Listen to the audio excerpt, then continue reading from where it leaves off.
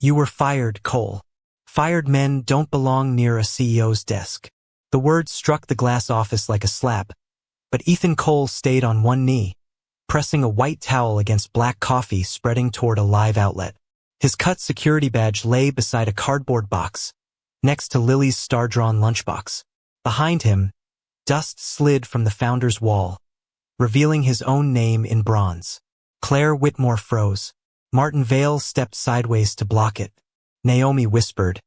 He was only trying to stop the sparks.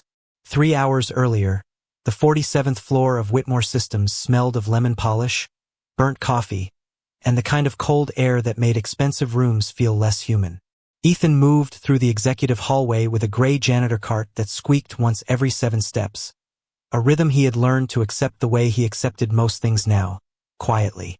His old work jacket hung loose across his shoulders, the fabric thin at the elbows. The name tag on his chest read E. Cole, though most people never looked long enough to read it.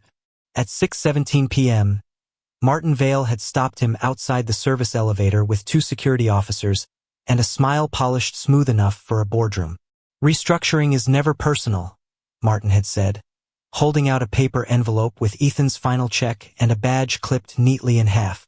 We appreciate your service to company culture. Ethan had looked at the badge, then at the dark reflection of himself in the elevator doors.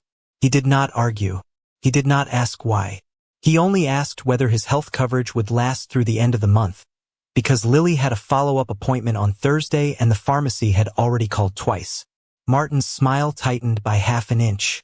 HR will explain the transition. That was all.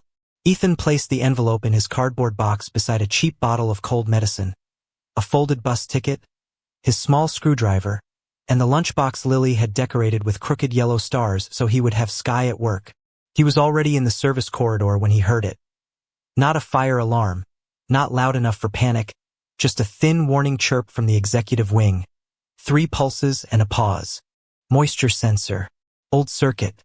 Wrong place to ignore. He stood still while the hallway lights hummed above him. The easy thing would have been to leave. Fired men were supposed to leave. Men with rent due and a child waiting were supposed to protect themselves first. But Ethan turned around.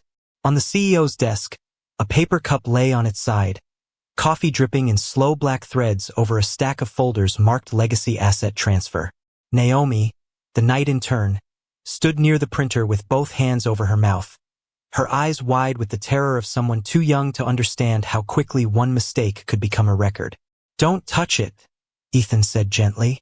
He slid his box to the door, stepped around the puddle, unplugged the desk lamp, and folded his towel into 4 clean squares before pressing it to the spill. The outlet clicked once. Naomi flinched.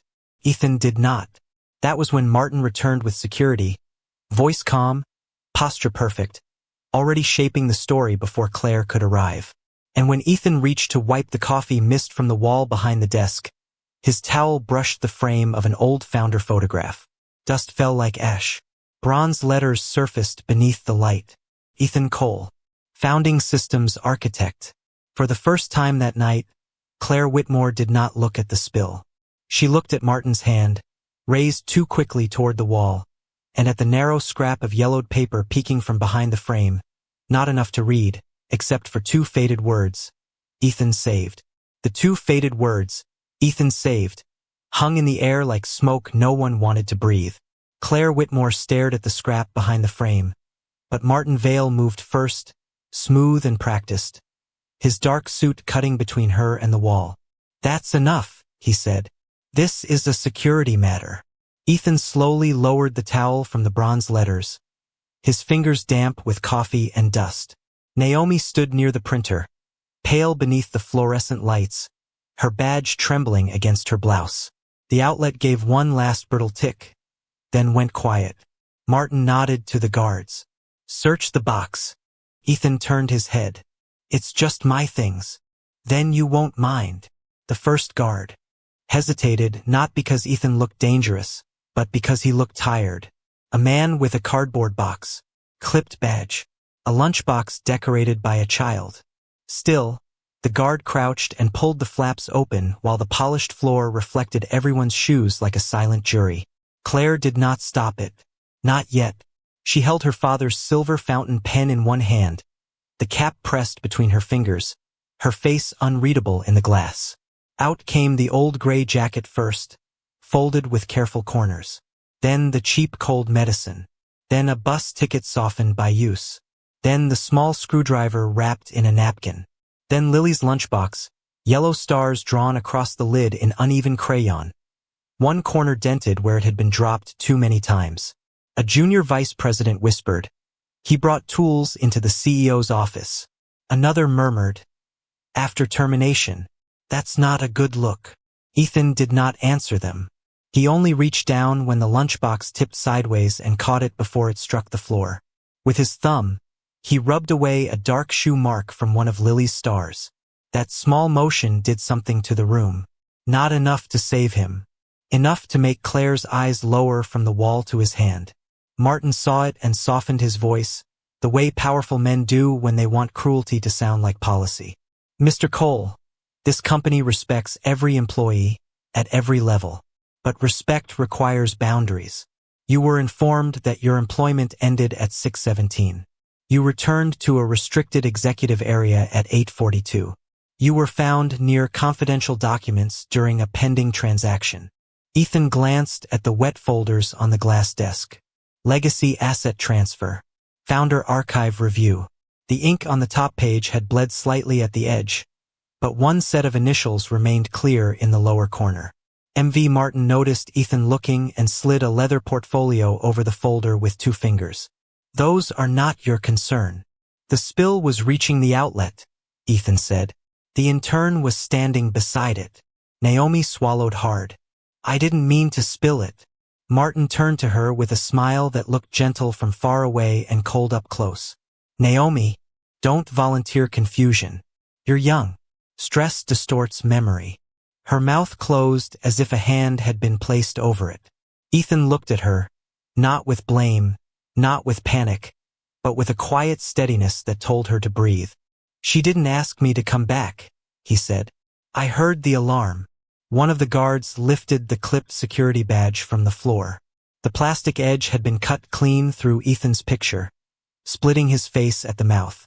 "Badge is deactivated," the guard said. "Then he bypassed access," Martin replied. "Or someone let the service elevator stay open," Ethan said. Martin's eyes flicked to him for half a second too quickly. Claire caught it. The room did not, but she did. She stepped closer to the cardboard box and looked at the small collection of a life reduced to evidence. Medicine, bus ticket, jacket, screwdriver, lunchbox. "Why did you still have the screwdriver?" she asked. Ethan's voice stayed low. "Loose wheels on the janitor cart." "Convenient," Martin said. "Practical," Ethan replied. A few people shifted at that. Not because it was defiant, because it was not. There was no performance in him, no pleading, no anger dressed up as innocence. Just a man answering what was asked and swallowing what was not. Martin lifted the termination packet from his portfolio and placed it on Claire's desk, careful to keep it away from the coffee. The record also notes prior loitering near confidential files. "We documented a pattern. I acted to protect the company and your father's legacy." At the word legacy, Claire looked back at the founder's wall. Ethan's name remained half-cleaned, half-buried in dust, as if the building itself could not decide whether to remember him. "Then why remove the wall?" she asked. Martin smiled sadly, almost kindly. "Because outdated displays create confusion. We honor the founder by moving forward." Ethan's hand tightened once around Lily's lunchbox, then relaxed. He did not tell them who he had been. He did not point at the bronze letters. He did not ask Claire to believe a man her own company had just thrown away. Instead, he set the lunchbox gently back inside the box and looked at Naomi. A first mistake shouldn't become a life sentence. Naomi's eyes filled, but she said nothing. Claire looked from the girl to Ethan, then to Martin's polished shoes planted directly in front of the exposed name on the wall. And for the first time, the CEO's silence was not disbelief. It was calculation. If Martin was only protecting her father's legacy, why had he called the founder's wall outdated before Claire, had even asked what Ethan Cole's name was doing there. Claire Whitmore did not answer her own question out loud. She simply kept looking at Martin Vale standing in front of the founder's wall, his polished shoulders blocking the half-cleaned name as if the bronze letters might accuse him if given enough light. The hallway outside the office had grown crowded, but no one spoke above a whisper now. The lemon polish smell had been overtaken by bitter coffee and the faint mineral scent of warmed wiring. Ethan Cole bent down, lifted his cardboard box with both hands, and waited for someone to tell him where a fired man was allowed to stand. "Security room," Martin said, gentle enough for witnesses. "We'll document this properly." Ethan nodded once. On the way out, he stopped beside Naomi, who was still gripping a stack of printer paper so tightly the pages bowed in the middle. "Breathe through your nose," he said quietly. "Slow." Naomi blinked at him. "They're going to say it was me." "They might. I'll lose the internship." Ethan glanced toward the glass office, toward the wet folders, toward the founder's wall he did not let himself look at for too long. Then he reached into his box, took out the folded bus ticket, and tucked it under the edge of the top folder where the coffee had not yet spread. It was not much, just stiff paper to lift wet pages off the glass, but it kept the ink from bleeding further into the signature line. "Not if the paper tells the truth first," he said. Martin watched the motion and gave a small, pitying laugh. "Mr. Cole, please don't tamper with executive documents." Ethan removed his hand immediately and held both palms open, just keeping them dry. "You see," Martin said to Claire almost sadly, "good intentions can still violate protocol." The words were soft, professional, wrapped in concern. But Ethan had heard that kind of softness before, the softness that did not comfort anyone, only made the blade look clean. He lowered his hands and stepped away from the desk. Claire's eyes moved to the folder. Legacy Asset Transfer. Founder Archive Review. MV at the corner, still untouched by the coffee because of the bus ticket. A child's lunchbox, a towel, a worn piece of public transit paper. None of them belonged in a CEO's office, and yet all of them had protected something more carefully than the people paid to protect it. In the security room downstairs, the lights were harsher, white and flat, buzzing over a metal table bolted to the floor. A camera blinked red in the corner. Ethan's box sat in front of him like evidence at a trial. Martin laid a form on the table and turned it with 2 fingers. "This is simple," he said. "You acknowledge unauthorized entry after termination. We agree not to escalate. The intern's name stays out of it. Everyone goes home with dignity." Ethan looked at the word dignity printed nowhere on the page. He read each line slowly. Unauthorized entry. Proximity to confidential material. Refusal to immediately vacate. Potential compromise of executive records. At the bottom, a paragraph stated that any secondary personnel involved in the incident would be subject to review under intern conduct policy. Naomi stood behind Claire near the door, eyes fixed on the floor. Ethan tapped that paragraph once. "This includes her." Martin's face did not change. "It includes anyone relevant. Then it doesn't leave her out." "Mr. Cole," Martin said, voice lowering, "you're unemployed. You have a daughter. Medical coverage. Rent. I am offering you a quiet exit." The word daughter entered the room like a hand touching a bruise. Ethan saw Lily that morning at the kitchen table, ponytail crooked, drawing yellow stars on the lunchbox while the toaster burned one side of the bread again. He remembered her asking whether his job had windows high enough to see the moon. He had told her yes. He had not told her that some windows only showed people what they wanted to look down on. His phone vibrated once in his jacket pocket. The school aftercare number lit the cracked screen. He did not answer. Not because Lily did not matter, but because signing a lie in front of her name would matter longer. "I'll write what happened," Ethan said. Martin slid a pen toward him. "That's what this is." "No," Ethan said. "That's what you need it to be." Claire's gaze sharpened, but she remained silent. Ethan turned the form over using the blank back. His handwriting was small, plain, careful from years of writing notes on repair tags and medicine envelopes. "I returned because I heard an electrical alarm from the executive wing. I found liquid near a live outlet. I moved documents away from the spill and told the intern not to touch the outlet. I did not enter to access files. He signed only that statement. École. Martin's jaw tightened so briefly it could have been mistaken for a swallow. That won't help you. Ethan placed the pen down parallel to the paper. It might help her. Naomi made a small sound, almost a breath-breaking. Claire looked from the unsigned confession to the handwritten statement, then to Ethan's still hands. He had not asked for his job back. He had not pointed to the wall. He had not used the exposed name as a weapon. He had used his one chance to speak to protect a frightened intern and preserve the truth of a puddle on a floor. Martin reached for the paper, but Claire's silver fountain pen came down on its corner first, pinning it to the table. "Scan it," she said, "along with the camera footage."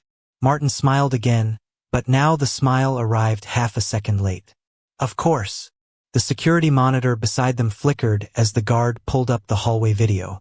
Ethan appeared on screen returning through the service corridor, box in hand, head slightly lowered. Then, just before the moment Naomi would have entered the office with the coffee, the image froze for a breath, the timestamp jumping forward in silence. Claire leaned closer. "Play that again," Martin said. "A routine glitch." Ethan looked at the red camera light in the corner, then at the monitor, and for the first time that night his quiet changed shape. The footage had not simply skipped. The sound had disappeared first, and only someone who knew the old system would know that was not how a routine glitch behaved. The monitor replayed the hallway again, and Ethan Cole's quiet became the most uncomfortable thing in the security room. On the screen, he appeared exactly as Martin Vale had described him. A terminated employee returning through a service corridor with a cardboard box in his arms. The timestamp glowed 8:41 and 56 seconds p.m. in cold white digits. Ethan did not look toward the CEO's office. He did not hurry. He paused only when a faint light above the executive door blinked twice. Then the audio died. 14 seconds later, the image jumped. Naomi was suddenly in the frame, one hand over her mouth, coffee already spilled somewhere inside the office. "There," Martin said, before anyone else could shape the silence. "You see the problem." He returned after termination, lingered outside a restricted area, and then we have missing footage. The safest conclusion is that we preserve security integrity and remove him. Claire did not look away from the screen. The safest conclusion is not always the accurate one. Martin gave her a careful, wounded smile, as if patience were something he had to donate to younger leadership. Of course, but speculation helps no one. Ethan stood beside the metal table, hands loose at his sides. The red camera light above the door blinked steadily, making a tiny reflection on the silver cap of Claire's fountain pen. Naomi was near the wall, still small inside her oversized blazer, still afraid to breathe too loudly. The guard operating the monitor scratched his jaw. "Could be a compression error." Martin nodded quickly. "Exactly. Play it with the audio track visible," Ethan said. The room shifted toward him. It was not an impressive sentence. It was plain, almost too simple, but it changed the air. Claire turned her head slowly. "Why?" Ethan looked at the frozen waveform line beneath the video, a narrow blue strip on the monitor. "Because the sound cut first." Martin's smile thinned. "Mr. Cole, I appreciate that you may have watched a lot of security screens during night shift, but technical interpretation should be left to qualified staff."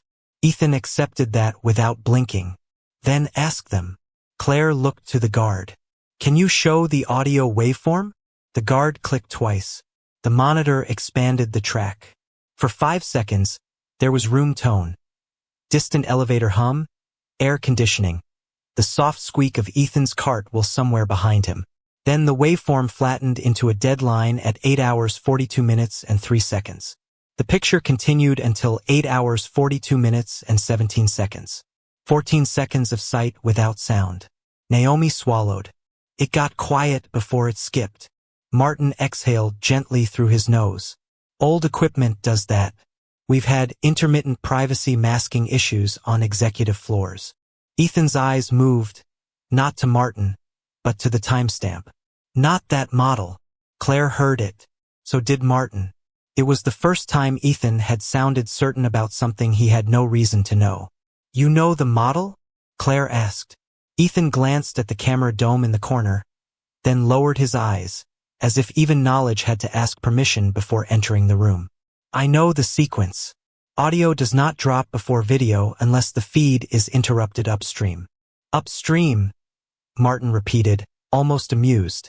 That's a rather specific word for a janitor. Ethan did not take the bait. It's the word for where the break is.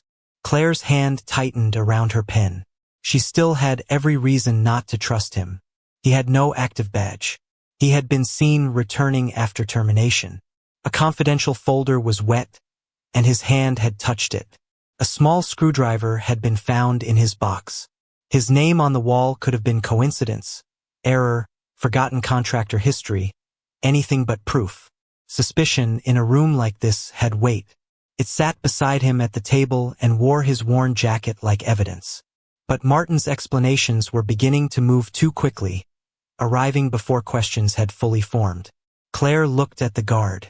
Pull the access log for the executive wing. Sensor log 2.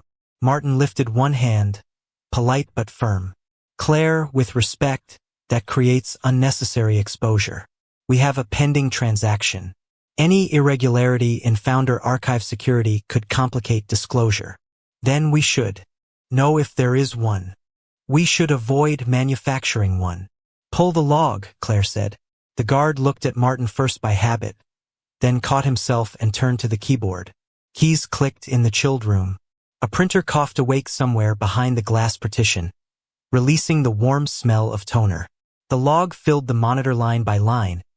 Elevator access, service corridor motion, humidity sensor, door contact, camera relay. At 8:42 p.m., the system recorded a moisture warning from the outlet beneath the CEO's desk. Ethan had told the truth about the alarm. Naomi looked at him, but he kept his face still, as if being right did not repair the damage of being doubted. Claire leaned closer. What is that? The guard highlighted a line beneath the warning. Acknowledged by EC01. Then, 7 seconds later, override entered by MV-admin. The room became quiet enough to hear the fluorescent light buzzing above the metal table. Martin's expression did not break, but his left hand closed once against his thigh. Legacy account noise, he said. Those old systems generate ghost acknowledgements. That's why I've been recommending we decommission the Founder Archive interface.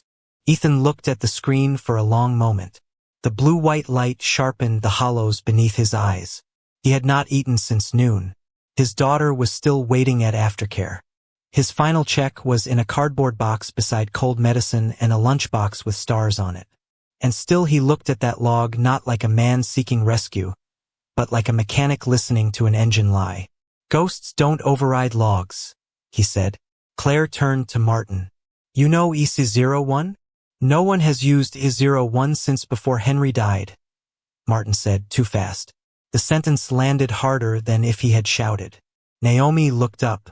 The guard stopped typing. Claire's eyes narrowed, not in belief, but in recognition of a door opening where a wall had just been. Martin straightened, recovering smoothly. Meaning these are ancient system artifacts. I've seen references in old audit summaries, that's all. Ethan reached toward the monitor, then stopped before his finger touched the glass. He moved only the desk lamp beside it, angling the light across the printed log as the page slid from the printer tray. There, in the fresh toner, the two access lines sat one above the other, EC01 and MV-admin. The first looked like an old key turning. The second looked like someone trying to lock the door after it had already opened. Claire said nothing for several seconds. She did not absolve Ethan. She did not accuse Martin. She only capped her father's pen with a soft click and gave an order no one in that room expected. Freeze the logs. No cache deletion. No archive maintenance. No one touches Legacy Bay C. Martin's smile returned, but this time it did not reach his eyes. Claire, that server hasn't mattered in years. Ethan looked at the monitor, at the old account name glowing in the room's cold light, and for the first time his breath caught just slightly. 01 had not been erased. It had been waiting underneath the company like a buried wire, and someone with Martin Vale's authority had just tried to cover its spark. The name EC01 stayed on the monitor even after the room stopped speaking, a small line of text with the weight of a buried bell. Claire Whitmore kept her father's pen capped between her fingers and looked at the guard. "Take us to Legacy Bay C." Martin Vale's smile returned with effort, like a light flickering on backup power. "Claire, that area is infrastructure. It's not appropriate for an executive inquiry. Then it should survive being looked at." The walk to the server alcove behind the executive conference suite was only 50 feet, but it felt longer because no one filled it with easy words. Their shoes passed over marble, then gray utility tile. The air changed from lemon polish to cold metal and dust. Behind them, Naomi carried the printed log with both hands, holding it as carefully as if it were a newborn thing. Ethan walked last, cardboard box tucked against his ribs, Lily's lunchbox visible through the open top, one yellow star peeking over the edge. He did not ask why he was being allowed to come. He did not ask whether this changed anything. Men like Ethan knew better than to mistake a pause in judgment for mercy. At the narrow door marked Legacy Systems, Martin stepped ahead and placed his palm on the access panel. "Let me handle this. If there's a purge warning, we follow protocol." The panel beeped red. Once, twice. He tried again, slower. Red. Claire looked at him. Martin gave a quiet laugh. "Old reader. Happens all the time." From inside the room came a sound Ethan heard before anyone else did. A thin, uneven whine. Not loud, not dramatic, just a fan bearing slipping out of rhythm. He lifted his head slightly. Claire saw it. "What?"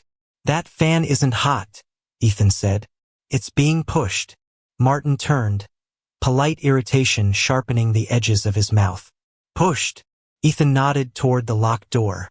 "Like someone told the system to work harder than it needs to." "That is speculation. It's sound." Claire held up one hand. The hallway went still. Even the guard stopped shifting his weight. The little whine came again through the door, rising and falling in a sick mechanical breath. Naomi glanced at the printed log.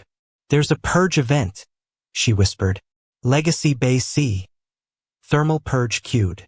Martin reached for the paper, but Naomi pulled it back by instinct, then looked terrified of what she had just done. Ethan stepped half an inch forward, not in front of her like a shield, but close enough that she was no longer alone.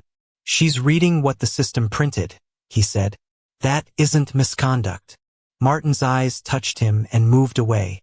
"No one said it was." Claire's phone was already in her hand. "I want legal on video. I want IT recording screen capture. No one opens that door until chain of custody is clear." "This is operational, not legal," Martin said quickly. "If we dramatize a routine server purge, the board will think there's a disclosure issue." Claire looked at him then, really looked. "Is there?"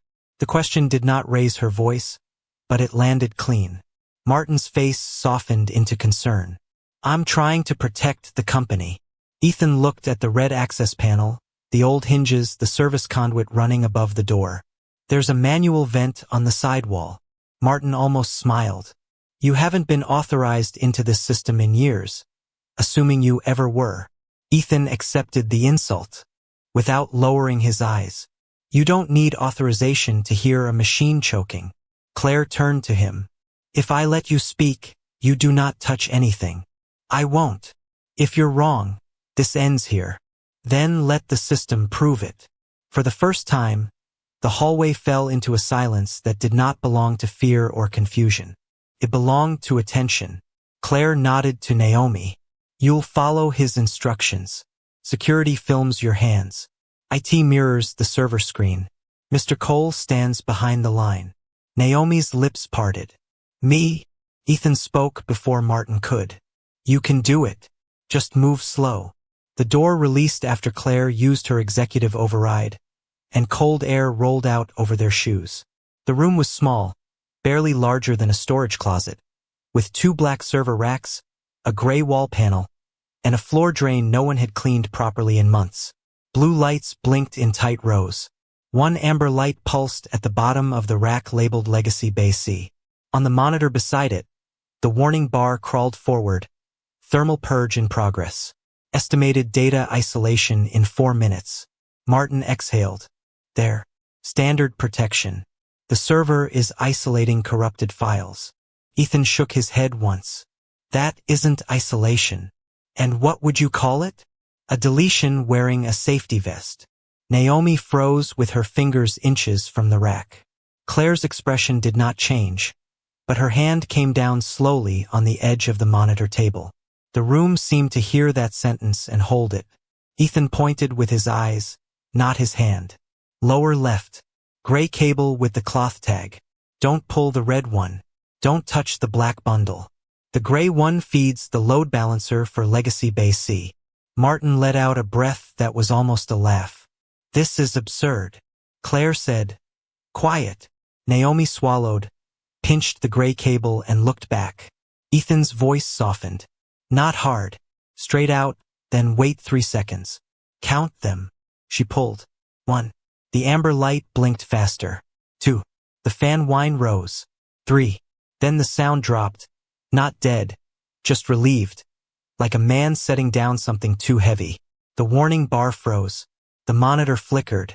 A plain white recovery screen appeared, old and ugly, nothing like the company's polished modern interface.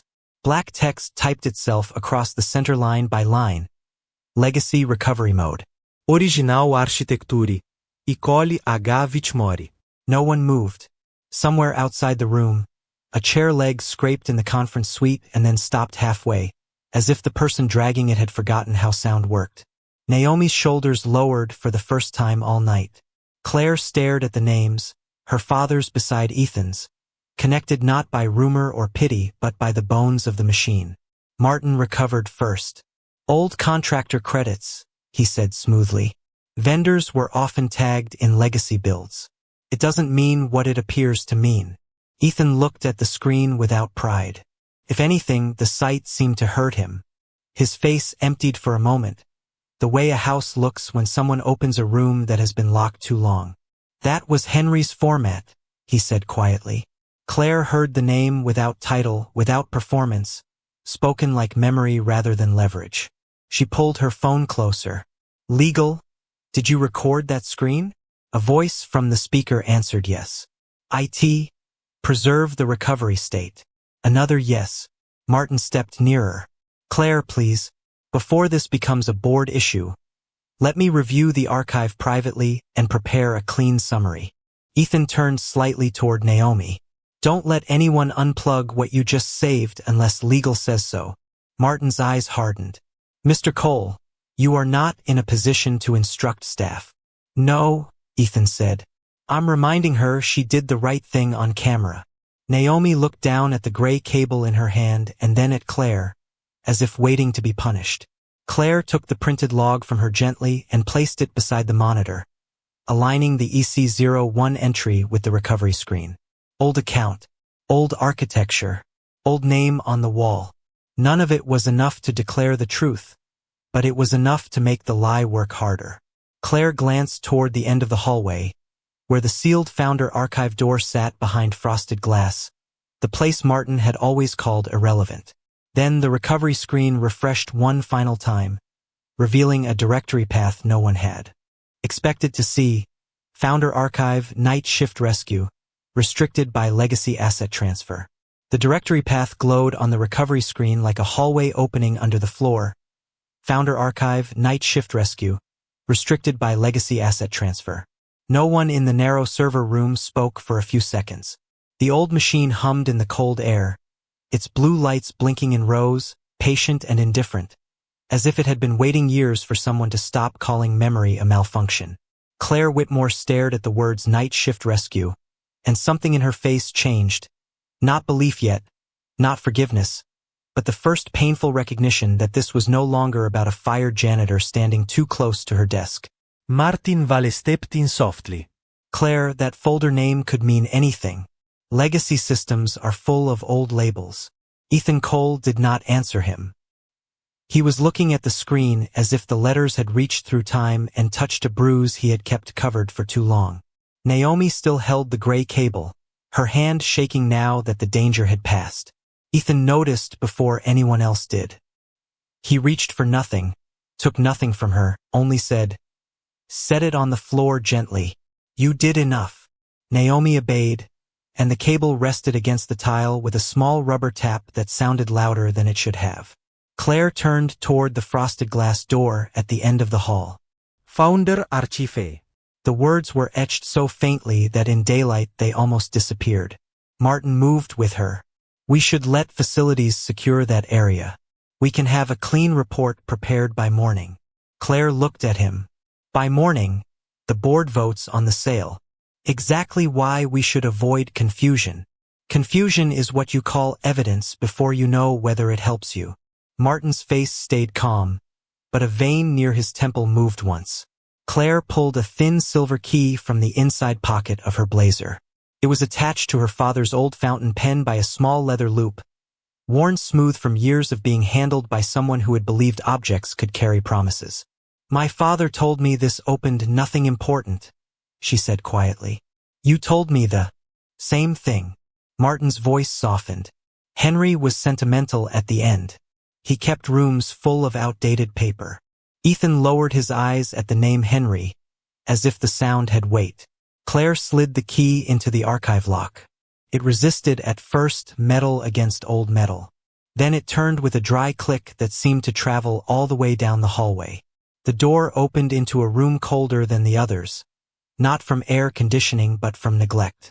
Dust lay on shelves, on bankers' boxes, on the glass cases displaying early prototypes of circuit boards and cracked plastic keyboards. The smell was paper, cardboard, old adhesive, and the faint cedar of a storage chest along the back wall. Claire stepped inside first. Ethan remained at the threshold. Martin noticed. "Aren't you curious, Mr. Cole?" he asked, too lightly. Ethan looked into the room, at the shelves, at the past arranged like evidence and forgotten like trash. "Curiosity isn't permission." Claire turned. That answer reached her more deeply than any claim would have. She nodded once. "You may come in." Ethan entered slowly, holding his cardboard box against his side. His work boots left clean prints in the dust. On the center table sat an archive binder labeled Founding Materials, 1999 to 2004. Claire opened it. The plastic sleeves crackled under her fingers. There were photographs of her father younger, broader, laughing in an ill-fitting shirt beside a whiteboard covered in system diagrams. In the third photo, Ethan stood next to him, 20 years younger, thinner, sleeves rolled up, a dry erase marker behind one ear. He was not smiling at the camera. He was looking at the board, focused, tired, alive in a way Claire had never seen the man in the gray jacket look tonight. Naomi leaned closer. "That's him." Martin said nothing. Claire did not touch the photograph for a long moment. Her father's handwriting ran along the bottom in black ink. "Henry and Ethan. After the night we almost lost payroll." Ethan's jaw tightened, not with pride, but grief. He glanced away toward a shelf of old invoices, and there it was, small enough that anyone else might have missed it.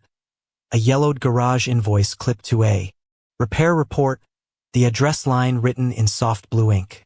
His hand moved before he stopped himself. Claire saw. "You recognize that?" Ethan swallowed once. "My wife wrote the address."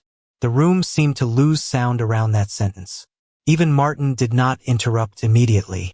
Ethan touched the edge of the invoice with 2 fingers, not lifting it, not claiming it, only confirming that something from the life he had lost had survived in a room where his name had nearly been buried. "She used to help me keep receipts straight," he said. "Back when we thought hard work made things simple." Claire looked down at the invoice. The signature at the bottom read E. Cole in the same small, careful hand as the statement he had written in the security room. She placed the invoice beside the printed EC01 log Naomi had brought from Legacy Bay C. Old account. Old handwriting. Old architecture. A line was forming, but not yet a verdict. Martin cleared his throat. Personal artifacts can be moving. They are not governance documents. Then where are the governance documents? Claire asked. She opened the stock ledger. The pages were numbered. Henry Whitmore, founding shares, early investors, employee options. Then a tier. Not a loose page. Not age damage. A clean removal where one sheet had been cut close to the binding. The next page began one number too late. Naomi whispered, "There's a page missing." Martin replied too quickly. That page was not relevant to the transaction. Claire looked up. "I didn't say what was on it." The silence that followed did not explode. It tightened. Martin's hand slipped into his pocket and came out empty, as if he had meant to check his phone but remembered the camera in the corner. "I mean, these old ledgers are full of obsolete entries," he said. "You can't let a missing page derail a company-saving sale." Ethan looked at the torn edge. For a moment, anger moved behind his eyes. It would have been easy to let it stand up. Easy to point, accuse, demand, make the room pay attention to pain it had ignored. But Naomi was watching him, and Claire was building something fragile out of facts, and truth handled too soon could be made to look like desperation. Ethan stepped back. "Preserve it," he said. "Don't argue it yet." Claire heard the discipline in that. Not weakness. Not fear. Control. She opened the cedar chest. Inside was a small tape recorder, gray plastic, labeled in her father's handwriting. Night Shift Rescue. HW. The label matched the directory path from Legacy Bay C. Her thumb hovered over the play button. Martin stepped forward. "Claire, I strongly advise against playing unverified audio in front of non-executive personnel." "Noted." She pressed play. Static filled the room first, soft and papery. Then Henry Whitmore's voice emerged. Older than in the photographs, but unmistakable, warm, exhausted, close to the microphone. "If anything happens to me, don't let them erase Cole." The tape crackled. Claire stopped breathing. Ethan closed his eyes. The next words dissolved into a harsh mechanical rasp. The magnetic strip damaged or deliberately worn. Martin exhaled as if relieved. "As I said, sentimental. Incomplete. It proves nothing about today." Claire lifted the recorder and saw, taped to the underside, a tiny storage code written in the same ink as the note behind the founder's wall frame. She looked toward the hallway, toward the wall where Ethan's name had been half buried and half revealed. The pieces were no longer random. They were separated. Someone had divided the truth across rooms, systems, paper, tape, and dust, betting that no one would care enough to put it back together. Claire placed the recorder, the torn ledger, the invoice, and the EC01 log on the center table. Then she looked at Martin, and her voice came out low. "This is not an HR incident anymore." Martin's mask held, but only barely. "Then let me brief the board privately." Claire shook her head. No. "The board hears it with legal, IT, HR, Naomi, and a representative from the night staff present." Ethan looked toward the archive door, where the light from the hallway cut a bright rectangle across the dusty floor. He had spent years trying not to stand in rooms like this. Now the room had followed him into the open. Claire capped her father's pen with a soft click. "We're moving this to the 47th floor. Boardroom." And for the first time that night, Martin Vale looked not offended, not concerned, but afraid of witnesses. The 47th floor boardroom had always been built to make people lower their voices. Long glass walls looked out over Chicago's night lights, and a black walnut table stretched through the center like a polished runway for decisions worth millions. By the time Claire Whitmore walked in with her father's silver pen, the board members were already seated in tense clusters. Legal counsel had opened 2 laptops.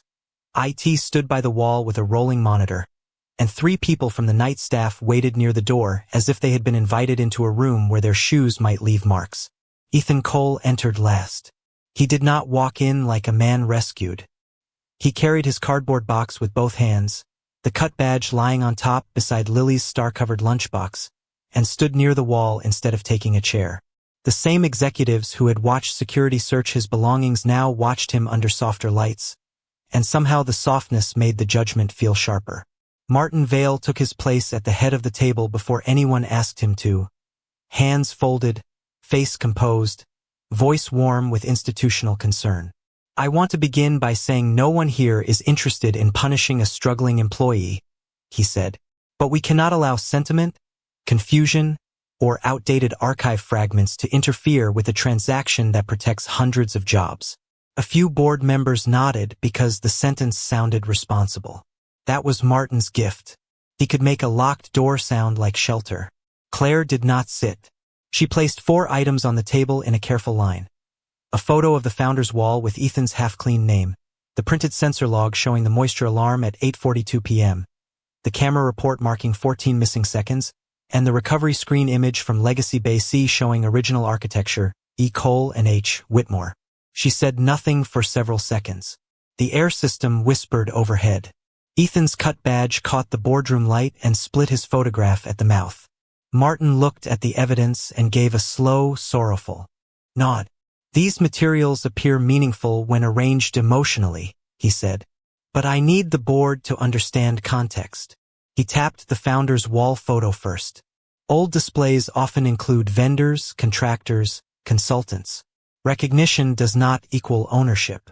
It does not equal authority. He tapped the sensor log. A moisture alarm confirms a spill, not innocence. He tapped the missing footage report. Old camera relays fail. We all know this building has legacy problems. Then he pointed at Ethan without quite pointing. Palm open, gentle, devastating. And a terminated night custodian returning to a restricted executive area during a merger review is still a serious breach. The room leaned slightly back toward him. It was subtle, but Ethan felt it. Suspicion had a temperature, and he had stood in it long enough to know when it rose. Naomi, standing behind legal counsel, pressed the printed EC01 log against her chest. Claire glanced at her, then at Ethan. Mr. Cole, she said, formal in front of witnesses. Is there anything in Mr. Vale's statement you want to correct? Ethan looked at Martin, then at the board, then at the door, as if measuring how far the truth would have to travel before someone let it leave. I didn't come back for files, he said. I came back because water was near power. Martin smiled faintly. And yet you handled documents, to keep them from being ruined, and instructed an intern on a server system, so she wouldn't be blamed for saving it. Martin's voice softened. You see the pattern, Claire. He turns every violation into virtue. Ethan did not answer quickly. He looked down at Lily's lunchbox, at the yellow stars drawn by a child who still believed good people eventually got seen. I'm not here to be called good, he said. I'm here so the truth doesn't get buried one more time. That was the first moment the boardroom changed. Not dramatically. No one gasped. No chair scrapped. But one of the lawyers stopped typing. The clicking keys fell silent. And in that silence Claire moved to the next item. She asked IT to project the access log. On the screen, the 2 lines appeared large enough for everyone to read. Acknowledged by EC01, overridden by MVAdmin. Martin stood calmly. Legacy account noise. Old systems generate phantom events. I have warned this board for months that the Founder Archive interface creates risk. Claire turned to IT. Can phantom events enter administrative overrides? The IT director hesitated, feeling the room turn toward him. Not usually. Martin's eyes moved to him. Not usually means possibly. Possibly, the IT director said carefully, but not without a triggering user session. Claire let that sit. Then Martin opened a leather folder and placed a clean legal document on the table. His first real counterattack arrived without raised voice, without anger, without a tremor. This is why we must not let fragments distort governance. Mr. Cole's relationship with Whitmore Systems, whatever it was resolved years ago. Here is a signed waiver releasing any claim to founding equity, consulting rights, or legacy compensation. Properly witnessed, properly filed. Painful, perhaps, but final. The room breathed again, and this time Martin almost won it back. The waiver looked official. It had stamps, signatures, dates, paper thick enough to feel like truth. Claire picked it up and looked at Ethan. For the first time all night, he seemed older. Not weaker. Older. As if the date at the top had opened a door in him he had spent years holding shut. "Is that your signature?" she asked. Ethan looked at the page but did not touch it. No, Martin gave a small, sympathetic sigh. Memory can be complicated during grief. Claire's eyes lifted. During grief. Martin looked as if he regretted saying it, but not enough. His wife was ill around that period. My point is not personal. My point is reliability. The sentence landed with a coldness that no thermostat could explain. Ethan's hand closed around the edge of his cardboard box. Naomi looked at the floor. One of the night staff representatives lowered her eyes, as if ashamed to be hearing something private used in a room with microphones. Ethan's voice came out quiet. "Leave my child and my wife out of your paperwork." Claire's face hardened. Not emotionally, professionally. "Mr. Vale, how did you access family medical context for a legacy waiver discussion?" Martin adjusted his cuff. "I reviewed historical personnel risk summaries." Ethan was not current executive personnel. He was relevant to tonight's incident. His dead wife was not. The room froze around the line.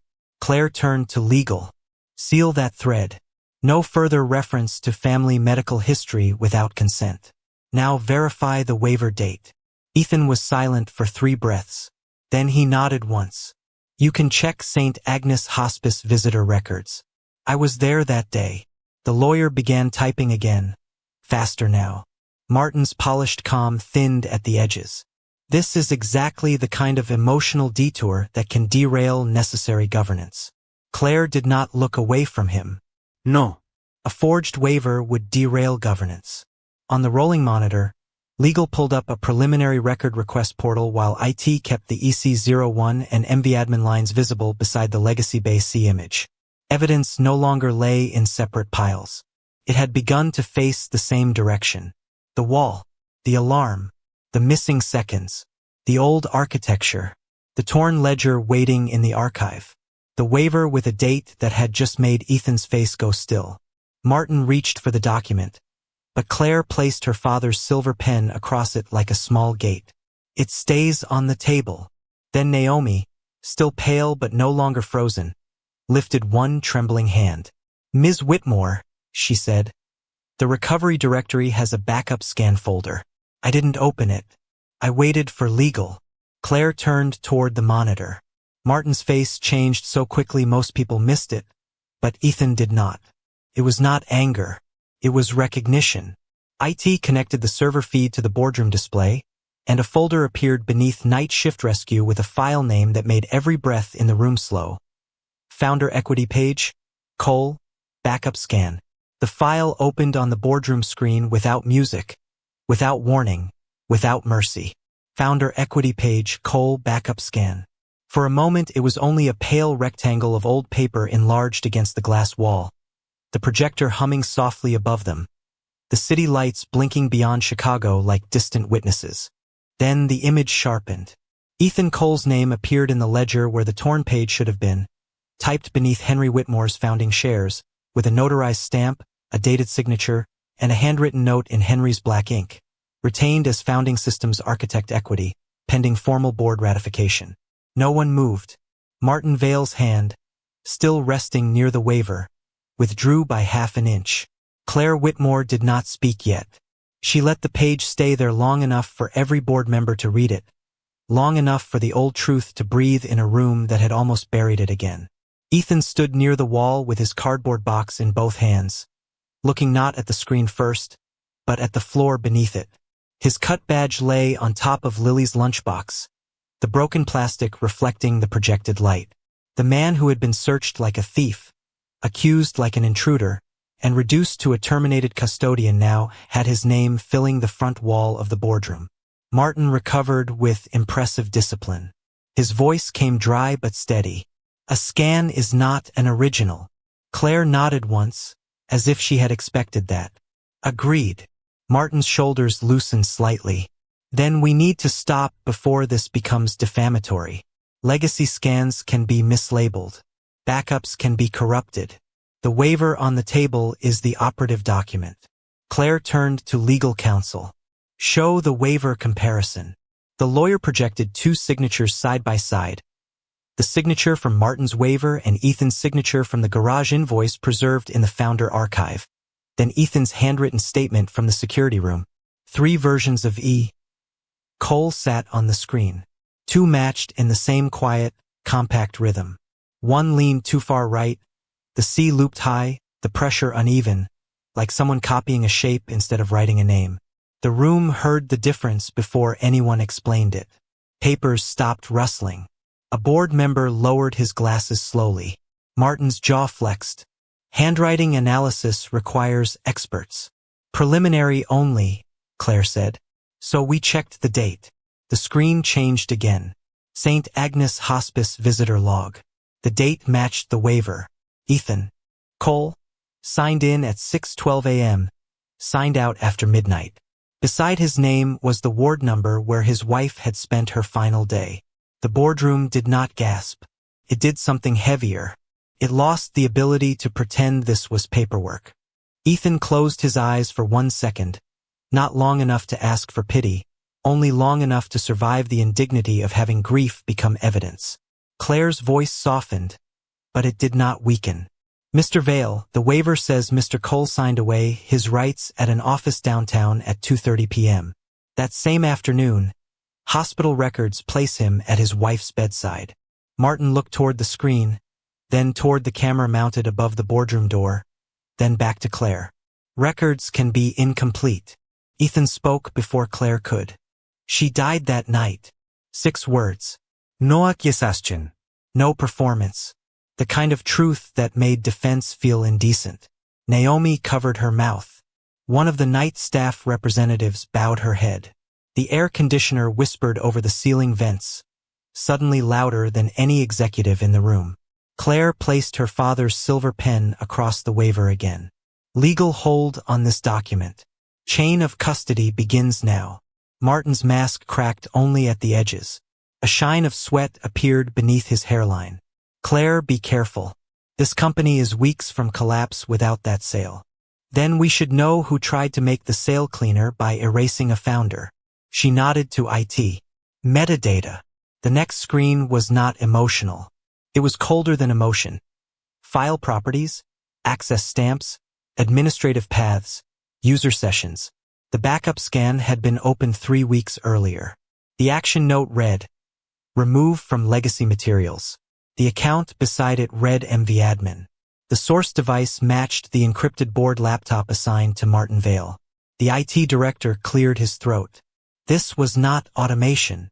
Martin turned to him, a warning hidden inside a smile. Careful. The IT director looked at Claire instead. It was a manual action. The word manual crossed the room like a door locking. Martin reached for a water glass and missed it by a fraction. His fingers tapped the rim, making a small bright sound. No one laughed. No one whispered. The room that had once leaned toward his polished explanations now leaned away from them. Not dramatically, but morally, like people stepping back from smoke. Claire turned to the glass wall behind her, where the reflection of the boardroom floated over the city. For a moment, she saw herself standing between 2 versions of her father's company. One with clean language and dirty hands. One with dusty archives and a truth that had waited in the dark. Then she looked at Ethan. There is one more item. Martin's face changed. Not much. Enough. Claire handed Naomi the white towel Ethan had used earlier, now dry at the edges and stained faintly brown from coffee and dust. The frame. Naomi understood. She crossed to the enlarged photograph of the founder's wall that had been brought in from the executive office. The one with Ethan's bronze name half-cleaned beneath the lights. Under legal counsel's camera, Claire removed the backing from the frame.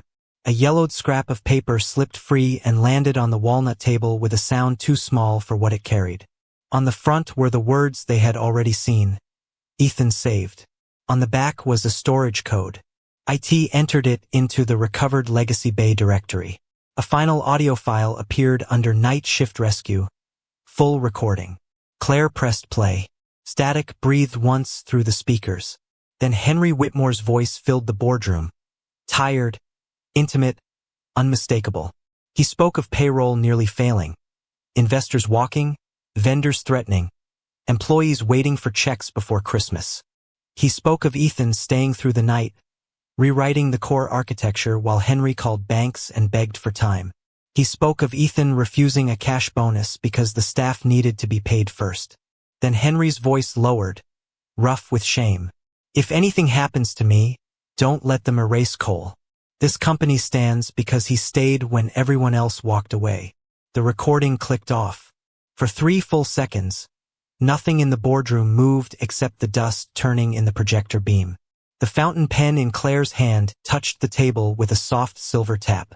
Somewhere near the far end, a phone vibrated against wood and went unanswered. Martin stared at the screen, his mouth slightly open, but no sentence came. His gift had always been language, and now language had left him. Claire stood straighter. The pending sale is suspended. Martin Vale is relieved of operational authority effective immediately, pending independent investigation. All founder archive materials, system logs, waiver documents, and related transaction files are under legal preservation.